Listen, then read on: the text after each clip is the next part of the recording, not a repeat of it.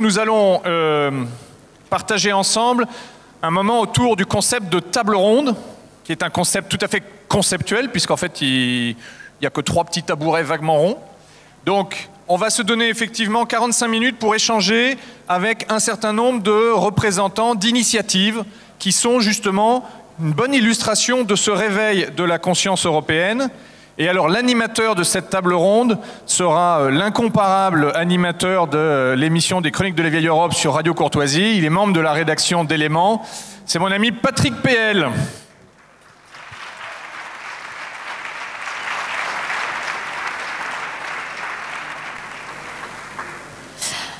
Alors, autour de Patrick, donc nous allons accueillir plusieurs intervenants. On va commencer peut-être par les jeunes femmes. Après, elles se positionneront comme elles voudront autour de Patrick. Alors, je vais accueillir Élise Blaise, de TV Liberté.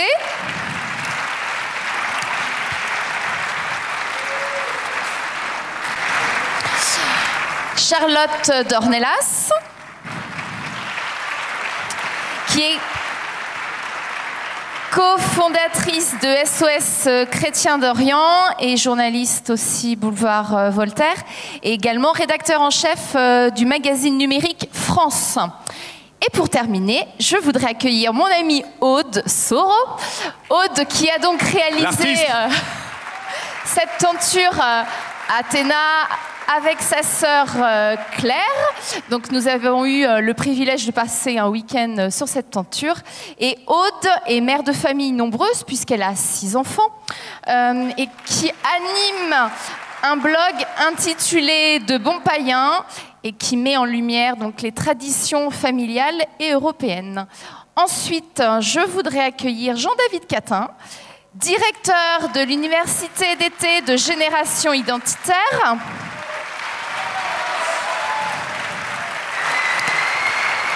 Ah, il est venu avec son public, hein. C'est bien ça.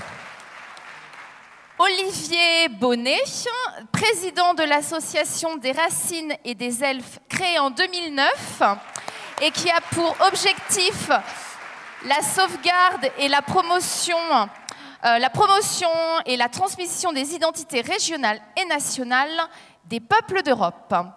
Ensuite, donc notre dernier intervenant est Yann Valery, qui est journaliste à Brésinfo.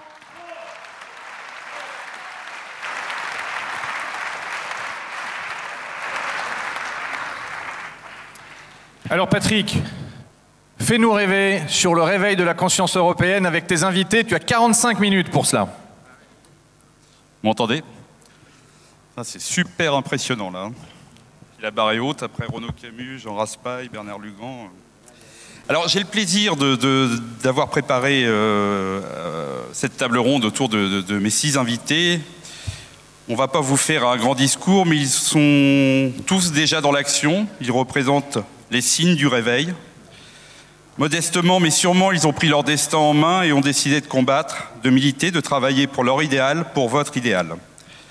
Alors ils ont relevé la tête et courageusement, ils vont venir apporter leur témoignage à visage découvert, avec leur vrai nom. Et le réveil de la conscience européenne, pour eux, c'est déjà leur quotidien.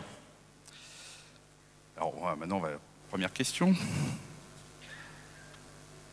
Non, parce que moi, je marque tout, hein. J'ai aucune mémoire. On va commencer par toi, Jean-David. Vous avez tous le courage de venir témoigner sous votre nom, à visage découvert, et vos activités politiques ou métapolitiques. C'est assez rare pour être souligné. Vu que les ennuis que cela souvent apporte sur le plan professionnel et même dans sa vie personnelle et familiale, j'ai envie de vous demander pourquoi ce choix, Jean-David? Eh bien, c'est assez simple. En politique, comme dans d'autres domaines, on suit en général des visages, des noms, des personnes, et il est donc indispensable d'incarner cet engagement. Aujourd'hui, les gens ne vont pas suivre des pseudonymes ou des comptes Facebook anonymes. Aujourd'hui, les gens vont suivre des personnes qui prennent des risques, car dans le domaine du militantisme, comme de la politique en général, et dans bien d'autres domaines, si on veut du succès, il faut savoir prendre des risques. Donc je pense qu'aujourd'hui, ne pas s'engager à visage découvert, c'est donner un très mauvais signe, c'est déjà faire peut-être preuve d'une certaine part de peur. Donc les gens ne vont pas suivre quelqu'un qui a peur. Et puis deuxièmement, s'engager avec son nom, avec son visage, avec tout ce que cela implique, ça oblige aussi à une certaine discipline. Ça évite les dérapages, ça évite des comportements provocateurs, comme il peut exister quand on est anonyme. Et donc, c'est aussi un gage de qualité et de sincérité. C'est pour ça que c'est important de s'engager de manière, non pas anonyme, mais incarnée, si on veut avoir du succès et si on veut que les personnes nous suivent. On va peut-être te donner une voix plus féminine, Charlotte, en tant que journaliste. Alors, c'est un métier, c'est encore pire, ça. Alors moi, ça s'est fait un peu comme c'est venu, c'est-à-dire j'ai commencé à travailler comme journaliste, notamment au Proche-Orient, et à force d'écrire, il y a des choses que j'ai dites parce que je les avais vues ou parce que on me les avait dites, et puis petit à petit, il y a certaines choses qui n'ont pas plu à certains, qui ont plu à d'autres, et donc voilà, mon engagement s'est fait un peu comme ça. Je pense qu'on reproche suffisamment aux médias d'influer. Dans un sens seulement, voilà, j'avais choisi de ne pas le faire, et donc j'ai travaillé avec les gens qui voulaient bien travailler avec moi, et voilà, en essayant aussi de garder l'exigence que je reprochais aux autres médias de ne pas avoir, pour pas tomber dans l'excès inverse non plus, parce que si on refuse de prendre pour parole d'évangile ce que disent les médias qu'on considère comme nos adversaires sur certaines choses, il faut avoir l'exigence, nous, dans notre travail, de ne pas sombrer dans la facilité aussi, parce que c'est souvent ce qui est fait. Et donc, petit à petit, voilà, de travailler avec honnêteté surtout. Et je pense que c'est l'honnêteté qui m'a un peu menée là, c'est que j'avais envie de continuer à être libre dans ce que je disais. Et donc voilà, mais je suis toujours prête à travailler avec tous ceux qui veulent, et je pense qu'on en est tous un peu là, quoi. Et les lignes bougeant un petit peu, voilà, c'est garder l'honnêteté comme ligne de conduite. Élise, alors là en plus c'est la télévision, c'est encore plus une véritable catastrophe. Je pense que là toute la salle sait qui tu es. Comment tu le vis ? J'espère. Sinon c'est mauvais signe pour TV Liberté. Moi je dirais que c'est en fait une évidence. En réalité, j'ai essayé une fois pour un autre média de prendre un pseudonyme, parce qu'on m'avait conseillé effectivement que déjà Élise Blaise, ça commençait déjà à sentir mauvais, et qu'il fallait peut-être prendre des précautions. Et en fait, je me suis rendu compte au téléphone que je passais pour une débile, parce que mon nom était alternativement celui que j'avais choisi et le mien.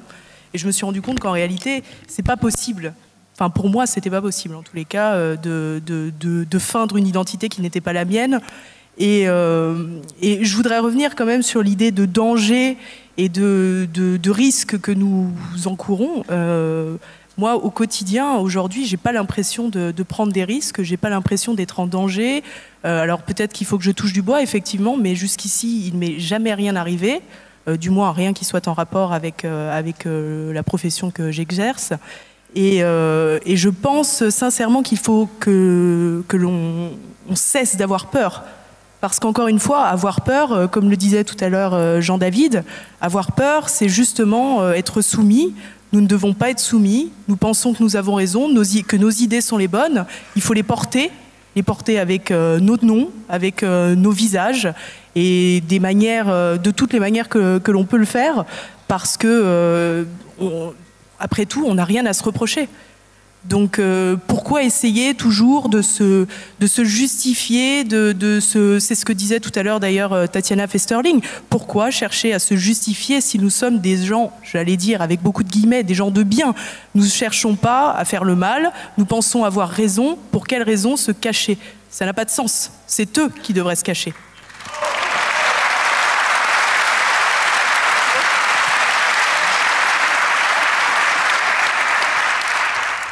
On va passer à notre ami breton. Yann, en Bretagne, tu es journaliste, tu t'occupes du site Brésinfo. Je vais peut-être approfondir un peu plus la question. Jean-Yves Le Gallou, qui considère qu'il y a eu une prise de conscience politique dans la jeunesse à partir des événements de la Manif pour tous. Jean-Yves parle même de la génération 2013. Est-ce que tu as l'impression, toi, qu'il y a eu un véritable changement, que tu vois beaucoup plus de gens prêts à s'engager et se lancer, je dirais, à visage découvert dans ce combat? Moi, je pense qu'aujourd'hui, nous sommes dans une situation grave par rapport à ce que disaient tout à l'heure mes collègues et mes amis. Effectivement, nous n'avons plus à nous cacher et nous n'avons pas à nous cacher. Les idées que nous représentons sont belles, sont justes et nous avons raison. Donc à partir de ce moment-là, nous n'avons pas à nous cacher. La génération 2013, pour moi, il n'y a pas de génération 2013 puisqu'il y a des militants qui sont nés bien avant 2013 en politique ou dans le journalisme. Donc ça n'est pas né de la Manif pour tous, il y avait des initiatives bien avant. Alors certes, la Manif pour tous et tout ce que ça a engendré ont engendré peut-être un phénomène plus massif, mais tout cela existait bien avant. Et aujourd'hui, il n'y a qu'une seule ligne, une seule barricade, parce que nous sommes en guerre.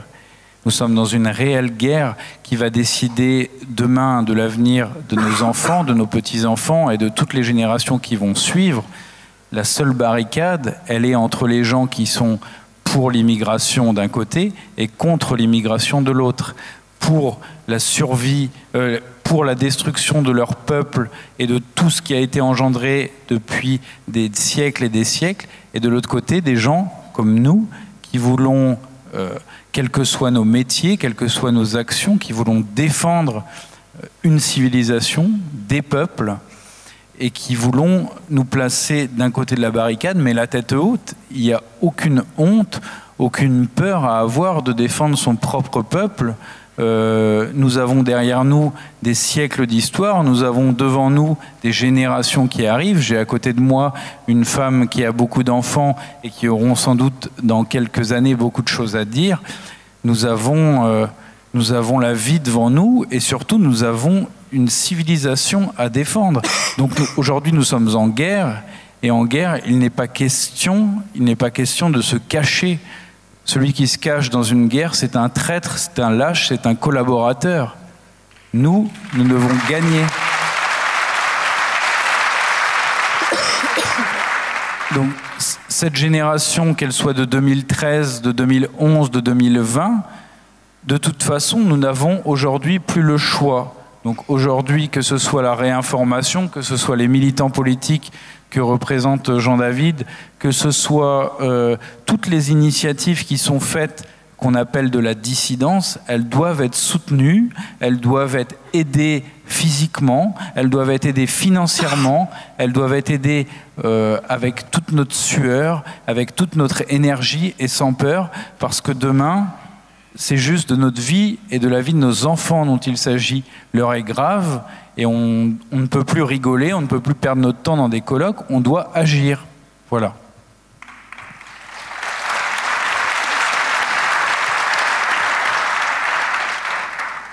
Bon, Aude, tu n'es pas venue là pour faire la guerre. Pourquoi tu es prêt à venir témoigner aujourd'hui dans ce colloque ?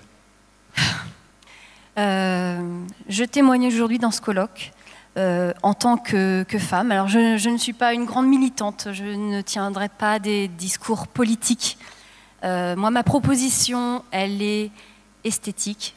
Je suis une bricoleuse, je suis une maman. Simplement, moi j'ai fait ce blog parce que j'avais profondément des choses à dire, j'avais de nouvelles propositions à apporter. Je voulais témoigner. Je voulais aussi sortir des concepts, des idées. Je voulais m'adresser aussi à une frange de la population qui est extrêmement sensible aux actes, aux faits. Et puis voilà, une nouvelle esthétique et qui se fait aussi dans la tradition de ce que l'on est. Voilà. Mais c'est parfait. Ouais. Olivier.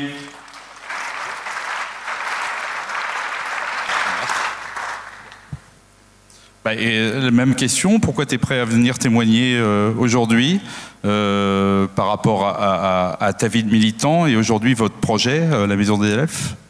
Je vais déjà dire quelques mots de ce projet parce que ça peut-être parle pas beaucoup aux personnes, à la majorité des personnes qui sont là. Moi, je suis pas vraiment de la génération 2013, ça se voit peut-être sur mon visage, plutôt de la génération 86, 88, par là, ça date un peu plus. J'ai été militant plus politique aussi à ces époques-là. Et puis j'ai repris un petit peu mon bâton de pèlerin, on va dire, un peu avant, en 2008. En 2008, en lançant de manière un petit peu anecdotique, en forme de clin d'œil, l'idée d'un regroupement territorial de quelques personnes qui voudraient travailler ensemble à des sujets, dans des domaines métapolitiques, on va dire. Voilà. Nous, notre association, elle œuvre dans le domaine métapolitique. J'estime qu'il y a 3 piliers sur lesquels on est obligé de travailler si on veut effectivement aller devant les problèmes qui se posent à nous pour les prochaines décennies et pour nos enfants, comme le disait Yann. Il y a l'action peut-être politique qui convient à un certain nombre de personnes et qu'il faut mener. Il y a la réflexion, c'est quelque chose quand même qui est fait depuis longtemps dans ce, on va dire, milieu, hein, même si c'est un terme qui me parle pas trop. Mais la réflexion, ce qui se fait notamment par des colloques comme ici aujourd'hui, mais cette réflexion, faut aussi, elle doit nourrir des actions qui doivent qui doivent se mener à destination de notre peuple. Voilà, on ne peut plus rester dans un précaré, un ghetto, se faire plaisir en se rencontrant deux fois dans l'année dans une manifestation quelconque. Il faut maintenant aller vers les gens.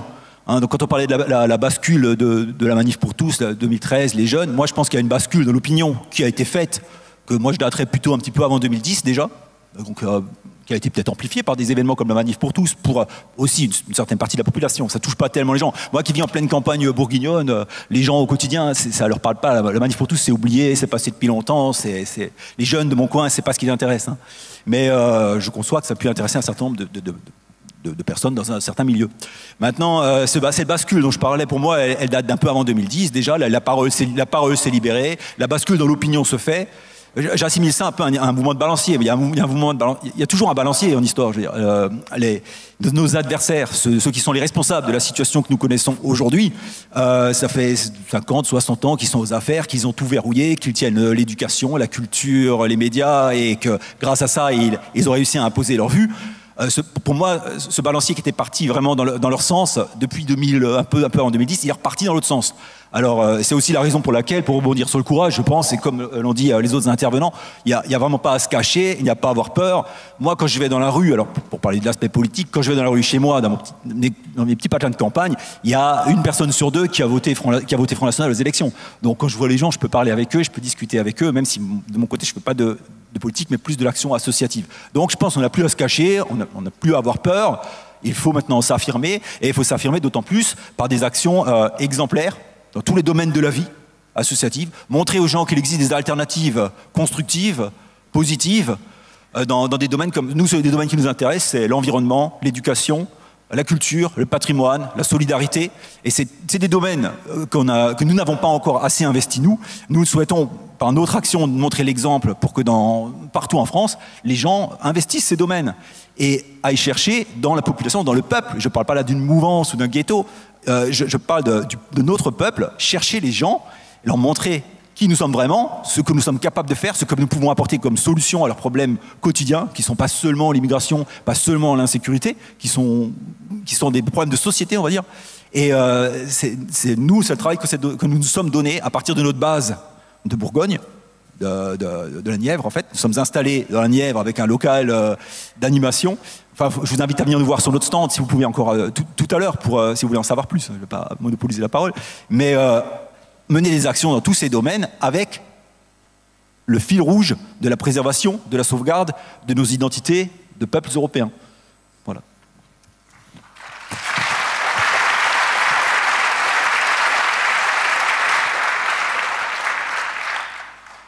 Alors le monde militant a été pendant très longtemps souvent un monde d'hommes, surtout dans nos milieux, avec souvent une grosse dose de testostérone et de fantasmes guerriers, mais pourquoi pas. Comment voyez-vous alors là je m'adresse qu'à une partie de mes invités, comment voyez-vous votre rôle de femme dans ce monde un peu spartiate? Est-ce qu'on n'est pas un peu trop caricatural sur notre propre milieu? Charlotte? Alors c'est un milieu d'hommes, je sais pas, on vient tous de parler de la Manif pour tous et une femme qui était à la tête, on a entendu tout à l'heure Pegida, c'était une femme aussi, heureusement qu'on est là, hein, j'ai l'impression quand même.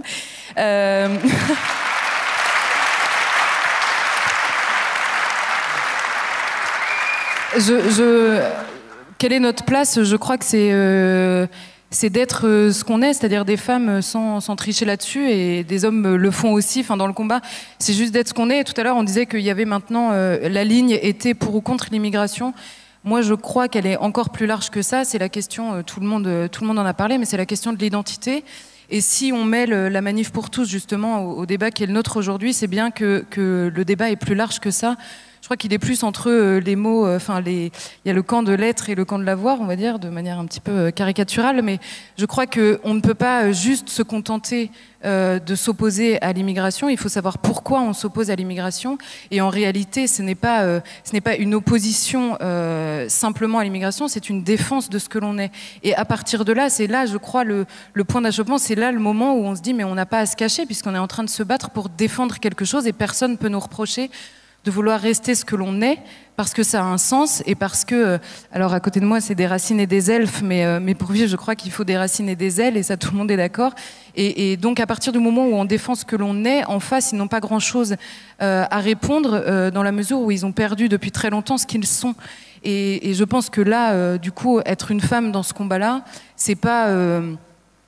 je sais pas, c'est pas un point particulier. Moi, j'en fais pas une fierté ou un atout ou un bouclier. C'est simplement que voilà, il se trouve que je suis rentrée dans ce combat-là, que je suis une femme, et donc mon rôle aussi dans la défense de l'identité, c'est de défendre l'identité de femme.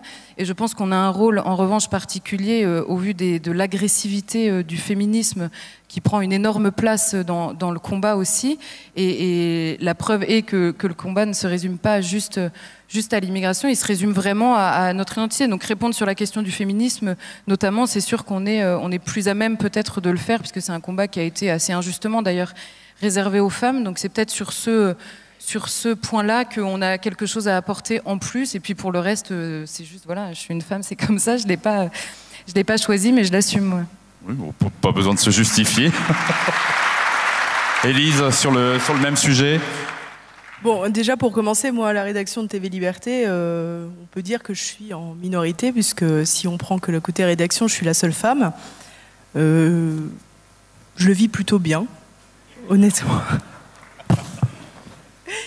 Je pense que, sincèrement, comme Charlotte disait, si d'une part, effectivement, le combat pour le féminisme a été pris par les femmes en majorité, il a surtout été pris par la gauche.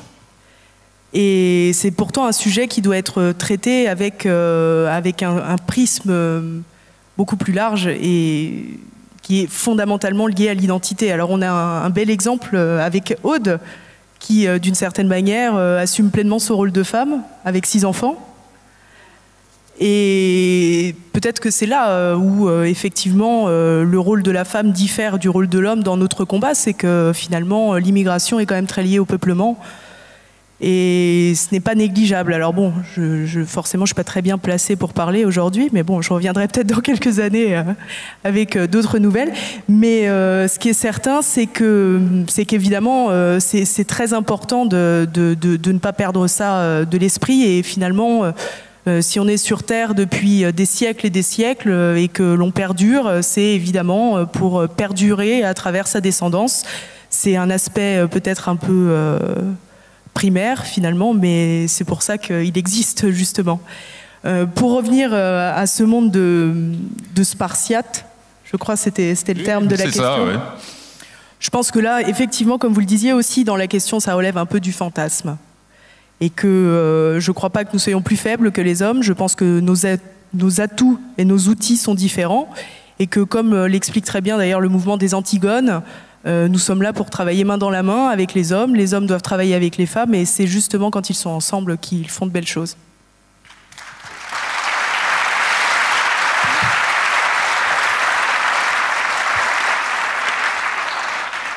Alors Aude, maintenant tout le monde sait que tu as 6 enfants. Oui, je crois que oui. Je crois qu'on l'a dit au moins 10 fois. Voilà, c'est ça. En fait, en même temps, ça ne me gêne pas, c'est ma vie. Voilà, moi je ne suis pas une intellectuelle, et j'ai beaucoup d'admiration pour ce que vous faites, et je pense que le rôle de la femme dans la politique est extrêmement important.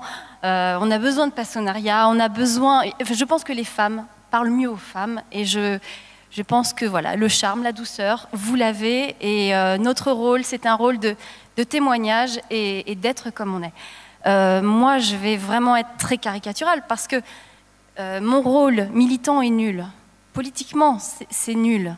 Simplement, voilà, au risque vraiment d'être caricatural et de froisser la moins féministe des femmes qui sont là, j'ai fait mes 6 enfants, c'est ma grande fierté. Je pense qu'on peut toutes être militantes en fondant une famille, en les élevant. Moi, j'ai un adolescent de 15 ans qui m'a demandé des autocollants identitaires, 600 à Noël. Je lui ai offert.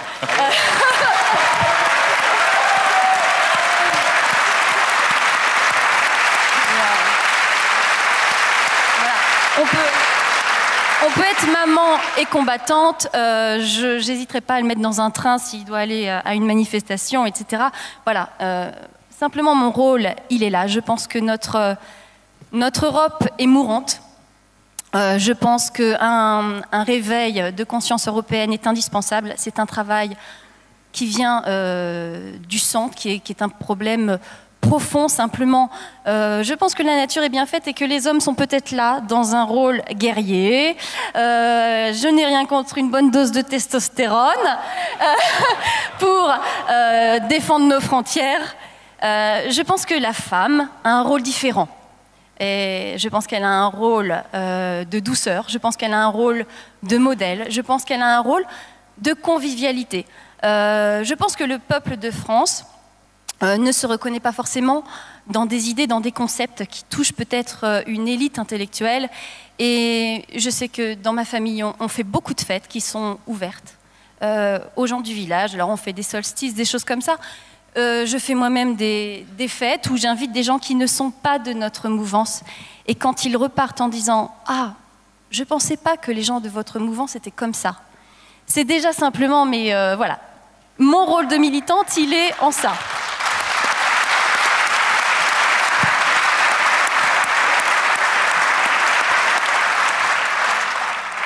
Alors le temps tourne, j'avais au moins encore j'avais plein de questions.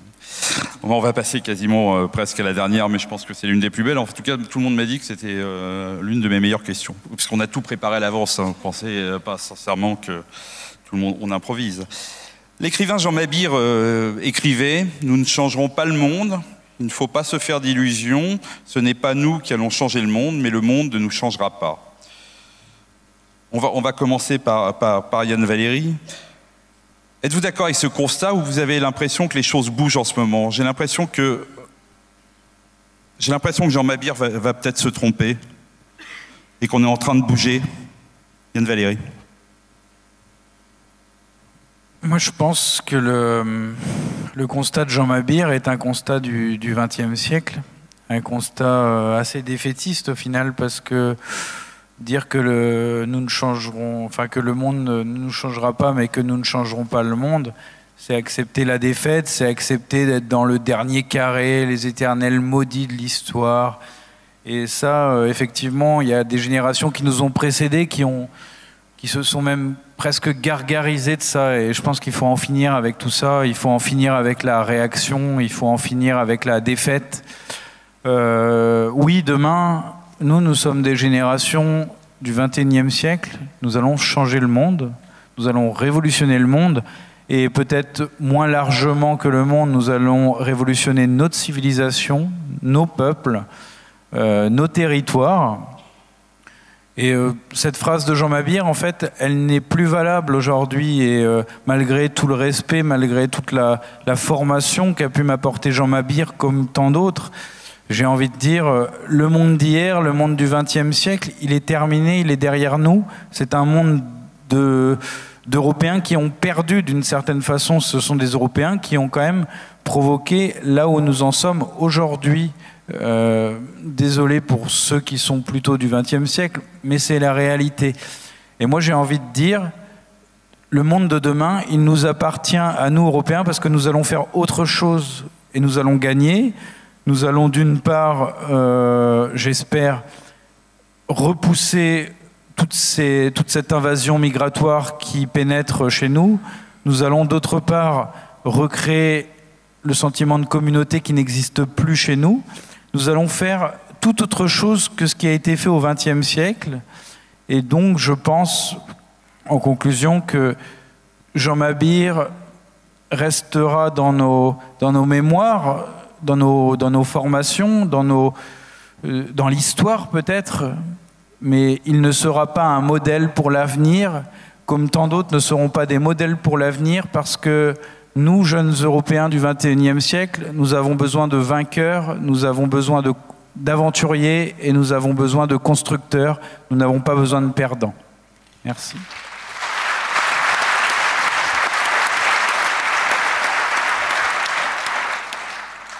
Jean-David, en tant que... Enfin, moi, je suis plutôt du XXe siècle, mais... Comment vous analysez ce constat? Vous avez vraiment l'impression, vous, aux identitaires, qu'il y a quelque chose qui bouge?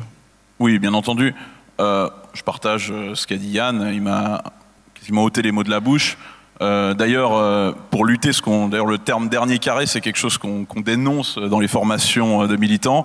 Et on a, à travers une campagne de génération identitaire, on l'avait nommé la première ligne, pour justement être dans cet esprit offensif, pour être devant, pour montrer l'exemple. Donc c'était justement cette idée de ne pas être le dernier carré, qui est certes romantique, mais dont on n'a plus besoin aujourd'hui. Tu l'as dit d'ailleurs aussi avant, les choses sont graves. Il y avait un slogan qui disait si vous ne vous occupez pas de la politique s'occupera de vous. Aujourd'hui, c'est la réalité qui s'occupe de vous. C'est à la réalité qui s'attaque à vos enfants, qui s'attaque à vos femmes, qui s'attaque à vos mères, aux personnes les plus faibles de votre entourage. Et donc, si aujourd'hui vous ne vous engagez pas, si aujourd'hui vous ne prenez pas des risques, eh bien la réalité s'occupera de vous. On peut vivre en sécurité un certain temps, mais un jour ou l'autre, en tout cas pour les plus jeunes d'entre nous, nous verrons des choses graves arriver. Donc il est indispensable d'agir et il ne faut pas avoir une logique de dernier carré. Et j'aimerais ajouter par rapport à ce que j'ai dit dans ma première intervention, que bien sûr le militantisme c'est du renoncement. On renonce à des plaisirs, on renonce à des biens de consommation, on peut renoncer aussi à une carrière professionnelle. Parce que certains d'entre eux, là on a tous abordé ce sujet avec beaucoup de calme et de sérénité, mais il est vrai que beaucoup d'entre nous ont dû renoncer à des carrières professionnelles, certains des carrières militaires, des carrières administratives. Évidemment, il y a des risques, il y a même beaucoup de risques, il y a aussi des risques physiques. Beaucoup d'entre nous ont pu être passés à tabac, certains d'entre nous ont pu aller en prison. Vous avez bien vu là, lors de la manifestation qui a eu lieu à Calais, voilà, la petite anecdote, c'est que certains militants, les Niçois qui étaient les plus éloignés, certains d'entre eux ont mis 300 € pour monter, ce qui pour des chômeurs ou des étudiants ou des jeunes travailleurs est une somme considérable.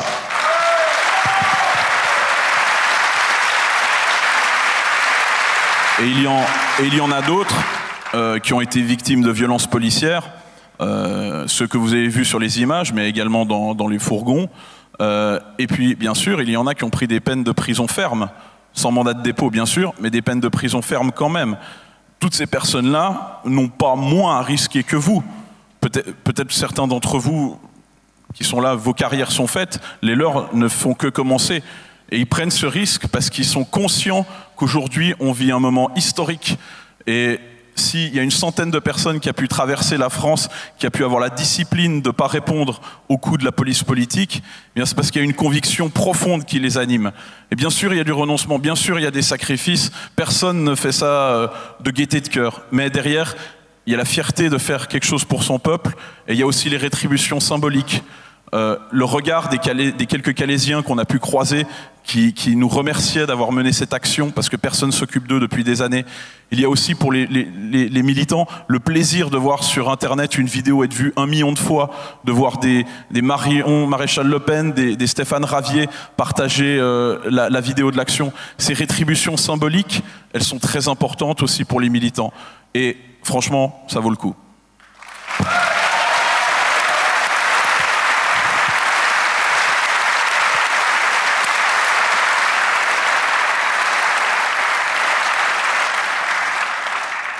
Olivier Bonnet, si j'écoute bien Jean-David et Yann, en fait, votre projet dans la Nièvre, c'est le début de la reconquête du territoire ?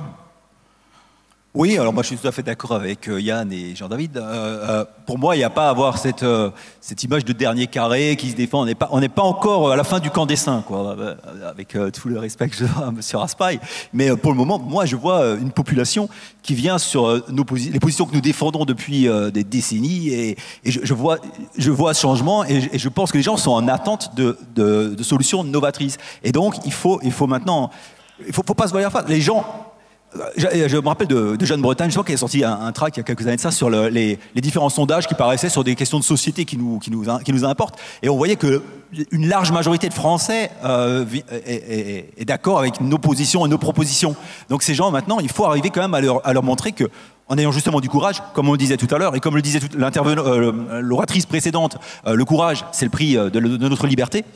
Il faut avoir maintenant le courage d'aller vers les gens moins peut-être politisés que vous, moins sensibilisés que vous, mais il faut avoir le courage d'aller vers eux, de les prendre par la main, de leur dire, vous voyez, nous sommes exemplaires, comme le disait aussi Aude tout à l'heure, quand on nous connaît, si nous sommes exemplaires, il n'y a aucune raison que les gens ne nous suivent pas et ne travaillent pas avec nous à la reconquête de notre identité, à la sauvegarde de notre culture, de notre civilisation. Ils n'ont plus d'espoir quasiment en personne. Bon, il y a un petit espoir politique qui se manifeste. Moi, personnellement, j'ai du mal à y voir un réel espoir qui se concrétisera un jour lourdement. Mais je pense que c'est à nous tous de faire du travail. Si chacun d'entre vous, de temps en temps, pouvait faire un petit geste militant, mais peut-être pas dans le domaine forcément politique, chacun a sa place. Chacun a sa place. On parlait aussi de la place des femmes tout à l'heure. C'est vrai que parfois le domaine politique c'est un petit peu masculin, c'est peut-être pas facile pour toutes les femmes, mais dans l'action associative, dans tous les domaines que j'ai énumérés avant, comme l'éducation, l'environnement, le patrimoine, la solidarité, il y a de la place pour tout le monde, jeunes, vieux, hommes, femmes, grands adolescents, jeunes, adultes, retraités, il y a de la place pour tout le monde, et il y a de la place pour que chacun puisse exprimer ses goûts et ses envies dans un domaine qui l'intéresse, avec des gens qui partagent aussi la conviction qu'il faut préserver ce que nous voulons tous ici préserver. Et le champ d'action est immense. Vous pouvez tous participer à une action parce que vous agissez peut-être déjà dans des associations par ailleurs, mais peut-être pas forcément avec des gens avec qui vous avez envie de travailler. Mais le message que je voudrais vraiment faire passer, c'est essayer de faire de temps en temps quelque chose, un geste positif pour aller en direction des gens dans notre peuple qui souffrent, qui en ont assez, qui ne voient pas de solution et qui attendent qu'on leur apporte, pas sur un plateau, mais qu'on leur apporte au moins un espoir. Un espoir dans l'action. Voilà. Je ne sais pas si j'ai répondu à la question en fin de compte, mais... Oui, si, très bien. Je veux dire.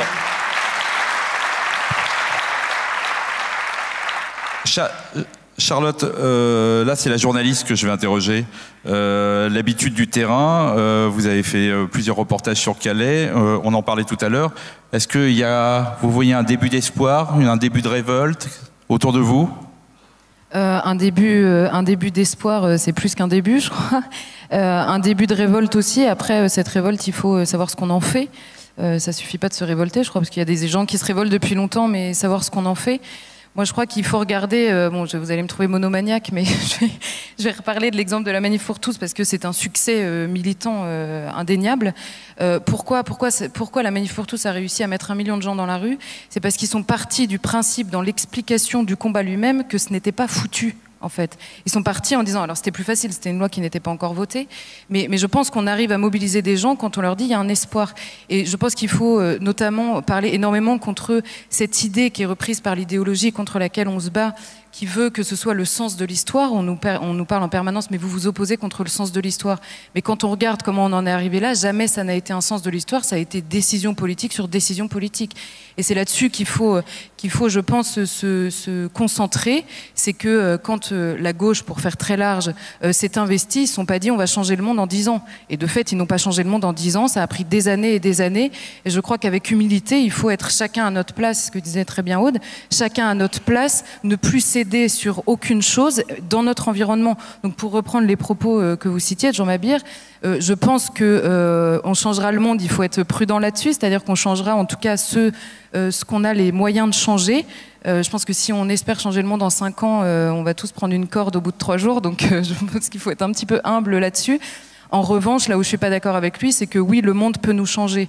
Et on le voit, et ça, et surtout quand on sait qui est son prince, c'est plus qu'inquiétant, et que je pense que c'est là-dessus qu'il faut plus se concentrer. Oui, le monde peut nous changer, et c'est là-dessus qu'il faut agir. Et bon, je vais reprendre une figure. Je vous ai promis d'être honnête, donc moi, mon combat, il est aussi catholique, et je vais reprendre une figure que j'admire énormément, qui est celle de Sainte Jeanne d'Arc, et qui dit les gendarmes batailleront et Dieu donnera la victoire. Et je pense que notre humilité, elle est là, quoi. Il faut batailler en gardant l'espérance de quelque chose aussi qui nous transcende et qui nous dépasse, et en acceptant de ne pas avoir le contrôle sur tout.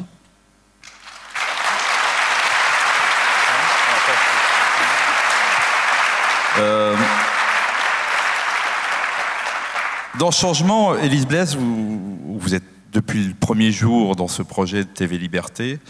À l'époque où, je ne sais pas si Philippe Millot est dans la salle, mais peu de personnes pensaient que ça allait marcher.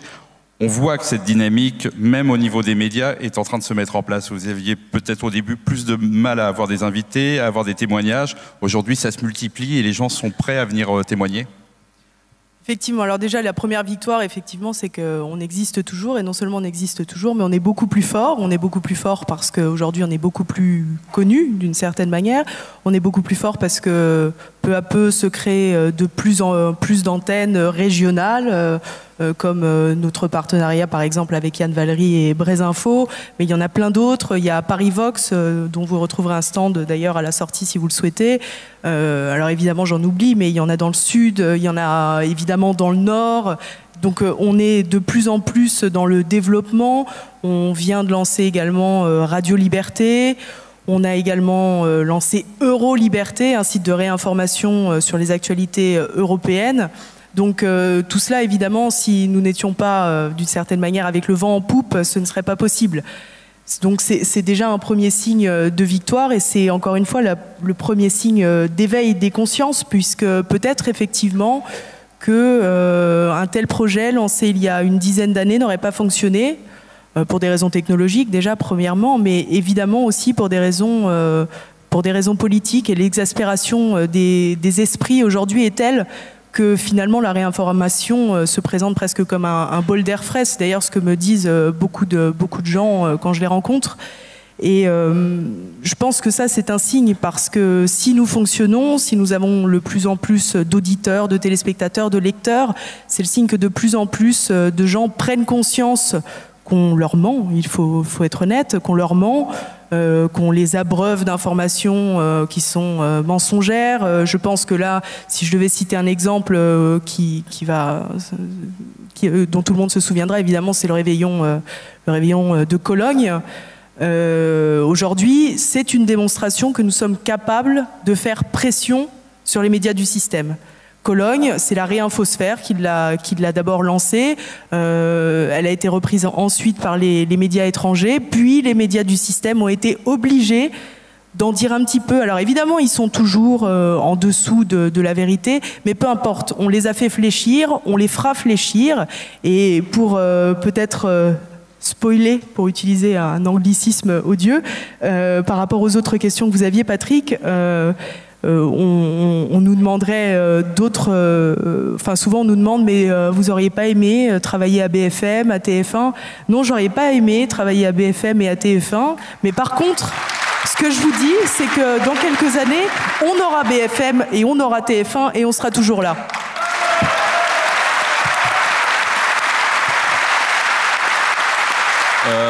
Yann, tu voulais rajouter quelque chose? Puis après, on va passer à Aude. On va poser la question à Aude. Je voulais rajouter un petit mot par rapport justement à cette logique de, que ce soit de la réinformation, que ce soit du militantisme politique. Vous avez pu le voir sans doute de l'autre côté de la salle, vous avez des stands.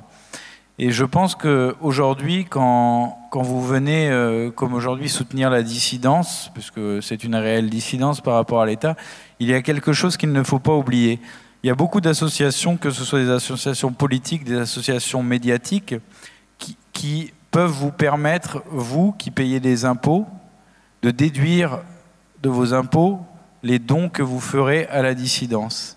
Et là, je ne fais pas de pub pour une association, je fais la publicité pour l'ensemble des associations. Et j'ai envie de vous dire, au Pays Basque, en Corse et dans plein d'autres mouvements dissidents, à l'époque, il y a eu des gens qui payaient un impôt révolutionnaire.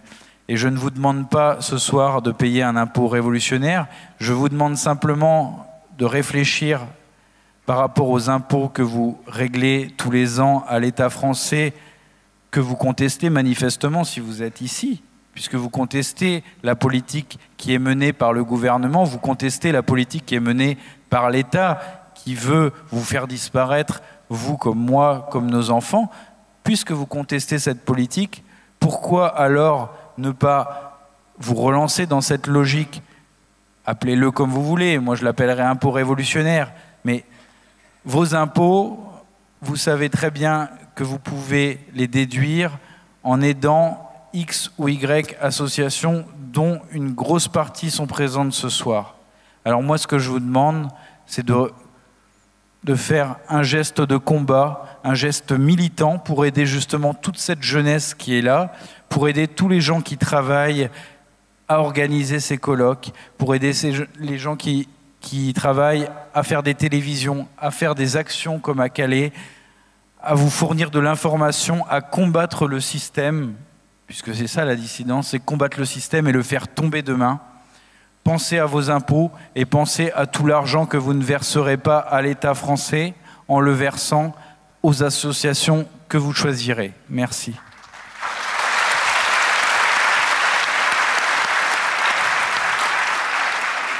Ben, merci Yann pour ce... Non mais vous avez raison. Aude, monter un blog, on ne parle pas qu'à son propre milieu. Est-ce que vous voyez quelque chose s'ouvrir? Parce qu'il faut y aller sur ce blog, c'est magnifique. Enfin, les photos sont magnifiques, Aude. Pour préparer, parce que je suis très sérieux et que je prépare sérieusement les choses, j'ai été voir votre blog et oui, il y a un esthétisme là-dedans. C'est pas simplement un blog familial d'une mère de famille. Non, c'est sûr, c'est une vraie proposition esthétique, très simple, accessible à tous. Hein. Je réinvente pas le monde. J'essaie au contraire de m'inscrire de quelque chose qui est en dehors des tendances actuelles, de la mode, de revenir à quelque chose d'extrêmement traditionnel. Mon blog a beau s'appeler De bons païens, ça parle beaucoup de syncrétisme avec le christianisme, parce que effectivement, je crois que notre passé païen s'est mélangé avec la religion catholique et qu'aujourd'hui nous sommes le résultat d'un syncrétisme. Je parle beaucoup de ça. Voilà, la question précisément. On revient à ce que disait Jean Mabir. Est-ce que vous avez l'impression que c'est... Alors c'est drôle parce que cette phrase de Jean Mabir, je l'aimais beaucoup quand j'étais adolescente. Pour tout vous dire, je l'avais même accrochée sur une carte postale au-dessus de mon bureau. C'est marrant, moi aussi. Ah bah, on peut avoir la même. Et aujourd'hui, il ne me viendrait pas à l'idée en tant que maman d'accrocher une telle phrase.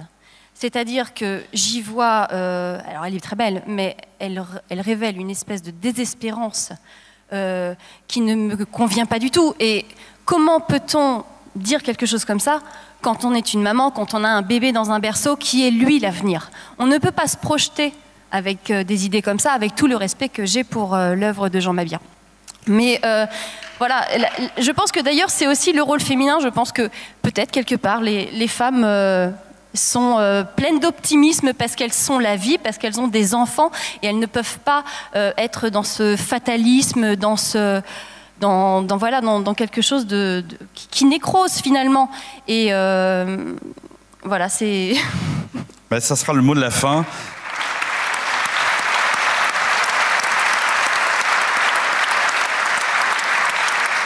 Merci à tous. Merci Charlotte, Jean-David, Yann, Élise, Aude, Olivier. Et j'espère que tout le monde l'a bien vu, que ben voilà, ce sont des gens, et on peut les applaudir, ils ont relevé la tête pour cette civilisation européenne. Bravo, merci.